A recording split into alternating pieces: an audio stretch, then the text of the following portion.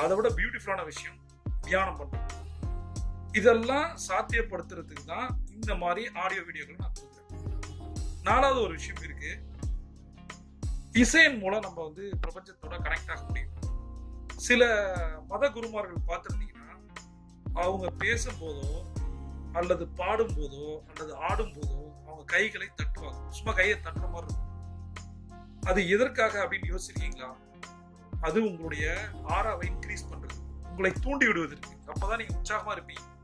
இந்த சிவராத்திரி நேரங்கள்ல அதான் நடக்கும். அது போல இசையை தொடர்ந்து நம்ம சரியான நேரத்துல பயன்படுத்தணும் அப்படின்னா நினைச்சதை நடக்கும் அப்படின்னு நான் சொல்றேன்.